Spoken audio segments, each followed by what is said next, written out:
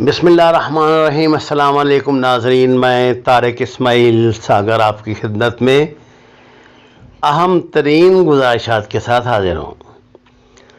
ناظرین کرام، کل شام سے جو مجھے اطلاعات موصول ہو رہی ہیں، میں پہلے آپ کی خدمت میں وہ پیش کرتا ہوں، جس کے بعد آپ کو صورتحال کا اندازہ ہو جائے گا اور پھر اس پہ میں کچھ تبصرہ آپ کی خدمت میں پیش کروں گا۔ شمال میں ضلع کپواڑہ کے کیران اور لنگڑ ہاٹ سیکٹر میں کنٹرول لائن پر بھارتی اور پاکستان کی فوجوں کے مابین فائرنگ کا زبردست تبادلہ۔ لائن آف کنٹرول کے مختلف مقامات پر شدید لڑائی جاری ہے۔ بھارت لگاتار سول آبادی کو نشانہ بنا رہا ہے۔ پاک فوج نے بھارت کی متعدد چیک پوسٹوں کو تباہ کر دیا۔ اس کے بعد پھر خبر آتی ہے 9 بھارتی فوجی جہنم واصل ہو چکے، جن میں ایک میجر بھی شامل ہے، جبکہ انڈین میڈیا کے مطابق صرف 5 فوجیوں کے مرنے کی تصدیق کی جا رہی ہے۔ بھارتی میڈیا کی جانب سے لائن آف کنٹرول پہ 2 مزید بھارتی فوجیوں کی ہلاکتوں کی تصدیق۔ لائن آف کنٹرول پر بھارت نے محدود جنگ چھیڑ دی۔ نیلم سے لیپا تک شدید گولہ باری اور فائرنگ، متعدد گھروں کو آگ لگ گئی، کم از کم 3 افراد شہید، جن میں ڈاکٹر بھی شامل ہے۔ 2 درجن سے زائد افراد زخمی ہیں۔ پاک فضائیہ کو الرٹ کر دیا گیا۔ ایئر پیٹرولنگ شروع ہو رہی ہے۔ لائن آف کنٹرول کے مختلف مقامات پہ شدید لڑائی جاری ہے۔ بھارت لگاتار سول آبادی کو نشانہ بنا رہا ہے۔ پاک فوج نے انڈیا کی متعدد چیک پوسٹوں کو تباہ کر دیا ہے۔ بھارتی میڈیا کی جانب سے لائن آف کنٹرول پر 2 مزید بھارتی فوجیوں کی ہلاکتوں کی تصدیق۔ نیلم ویلی کے تمام سیکٹرز میں فائرنگ جاری، اپر ویلی میں سروس معطل۔ لائن آف کنٹرول لیگراں والے علاقے میں بھارتی فورسز سویلین آبادی پہ فائرنگ کر رہی ہے۔ وادی نیلم جنگ کا سما، پوری وادی میں ٹریفک نوسری کے مقام سے مکمل بند کر دی گئی۔ ہائی الرٹ، شدید نقصانات کی اطلاعات۔ LOC کے 8 سیکٹر اس وقت شدید گولہ باری سے لرز رہے ہیں۔ پاک افواج منہ توڑ جوابی کارروائی کر رہی ہے۔ بڑے پیمانے پہ بھارتی ہلاکتیں۔ ناظرین کرام، یہ مختلف ایجنسیوں کی اطلاعات تھی جو درجہ بدرجہ موصول ہو رہی تھی، میں نے آپ کی خدمت میں پیش کی۔ گزارش یہ ہے کہ اس وقت وہاں جن علاقوں میں لڑائی جاری ہے 20 ڈگری مائنس سینٹی گریڈ ہو چکا ہے درجہ حرارت، اور رگوں میں برف جمتی محسوس ہوتی ہے۔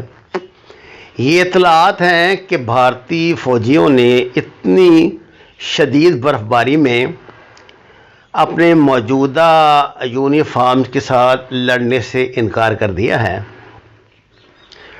اور بھارتی افسران کے لیے ڈسپلن کا بڑا مسئلہ پیدا ہو گیا ہے۔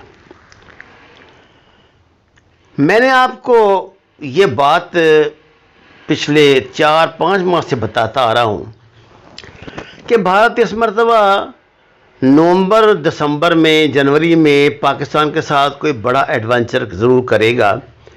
اس کی وجہ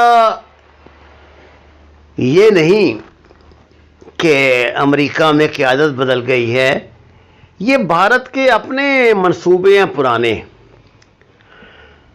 اگر بھارتی فوج ابھی تک پاکستان پہ، ممکن ہے یہ کچھ پچھلے سال ہو جاتا، لیکن اگر بھارتی فوج ابھی تک پاکستان پہ براہ راست حملہ آور نہیں ہوئی تو اس کی وجہ چین ہے، جو بھارتی فوج کی طرف سے پاکستان پہ بڑے حملے کے اطلاعات ملتے ہی میدان عمل میں اترا، اور اس نے مطلوبہ جو اپنے مقامات ہیں وہاں پہ قبضہ کیا، اور بھارتی فوج کو وہاں انگیج کر لیا۔ اس کے ساتھ ہی چین کی اس خطے میں بڑھتی ہوئی، میں مداخلت کا لفظ تو استعمال نہیں کروں گا، اثر رسوخ کہہ سکتے ہیں، $400 بلین کی سرمایہ کاری ایران میں، ایران سے انڈیا کی رخصتی، افغانستان میں طالبان کا خروج، طالبان کی طرف سے عملاً افغانستان پہ خبروں کی تصدیق، اور وہ بھی صدر اشرف غنی کی طرف سے، امریکی فوج کا انخلا، پاکستان کے نزدیکی سرحدی علاقہ جات میں بڑھتی ہوئی طالبان کی مداخلت اور وہاں موجود دہشت گردوں کا فرار،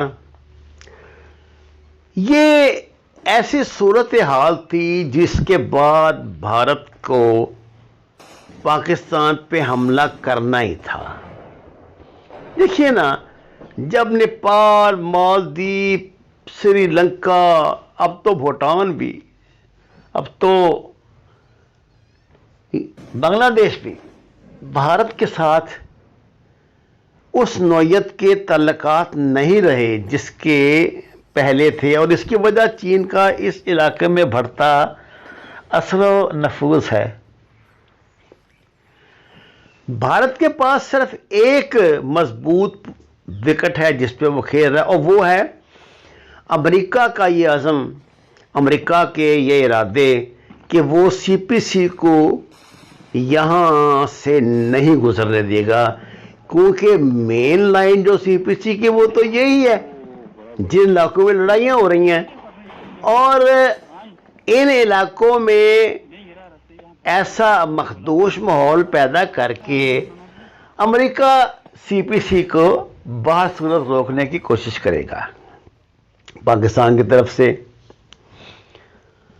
سی پی سی کی تعمیر کے لیے ہر ممکن حد تک جانے کا عزم، یہی امریکہ کی راہ میں سب سے بڑی رکاوٹ ہے، یہی انڈیا کے لیے پریشانی کا باعث ہے، اور اب اس خطے میں بہرحال چین کی موجودگی ایک ایسا فیکٹر ہے جسے نظر انداز نہیں کیا جا سکتا۔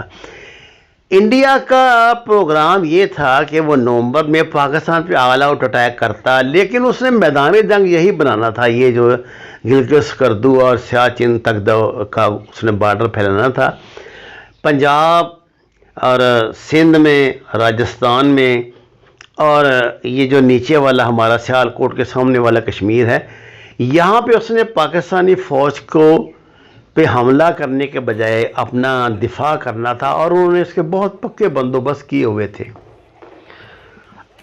اب معاملات اس ایسی نوعیت اختیار کر گئے ہیں کہ بھارت کے لیے کھل کر اپنے ارادوں پہ عمل کرنا ممکن ہی نہیں رہا۔ یہ جو 9 نومبر سے کہنا چاہیے 8-9 نومبر کی رات سے جو بھارت یہ مسلسل پاکستان پہ گولہ باری کر رہا ہے، اور آج تو اس نے اس کی شدت میں بڑا اضافہ کر دیا، اس بات کا تو سوال ہی نہیں اٹھتا کہ بھارت کو اس کا جواب نہ ملے۔ جلدی اس کا جواب آج کیا، شاید آج رات شام تک چین کی طرف سے مل جائے گا، کیونکہ اب جو یہ لڑائی ہے نا، اس میں اگر بھارت کے پس پشت امریکہ اور اسرائیل جیسے ملک موجود ہیں، تو پاکستان چین کے ساتھ کندھے سے کندھا ملا کر کھڑا ہے۔ یہاں اپنی اربوں ڈالر کی سرمایہ کاری چین کیسے برباد ہونے دے گا؟ مجھے نہیں لگتا کہ بھارت کو اپنے مذموم ارادوں میں کامیابی ہو۔ ہاں، ایک محاذ بہرحال اس کا بہت مضبوط ہے، اب وہ ہے پاکستان کا اندرونی محاذ۔ اس بات میں کوئی شک نہیں کہ اس نے پاکستان میں گھر کے بھیدی لنکا ڈھانے والے گھر کے بھیدی تلاش کر لیے ہیں، خصوصاً پی ڈی ایم کی اسٹیبلشمنٹ مخالف مہم جو ہے وہ بھارت کے لیے بڑی مددگار ہے، لیکن بھارت یہ نہیں جانتا کہ اگر اس طرح کی پراکسی اس نے شروع کی تو اس میں پاکستان اس کے پرخچے اڑا کے رکھ دے گا۔ یہ ہے ناظرین اب تک کی صورتحال پہ میرا مختصر سا تجزیہ۔ جیسے جیسے صورتحال ڈیولپ ہوگی میں آپ کی خدمت میں حاضر ہوتا رہوں گا۔ وما علینا الا البلاغ المبین۔ درخواست ہے قرآن اور نماز کو ترجمے کے ساتھ جانیے، ہمارے چینل کو سبسکرائب کیجئے، لائکس دیجئے۔ آپ کا بہت شکریہ۔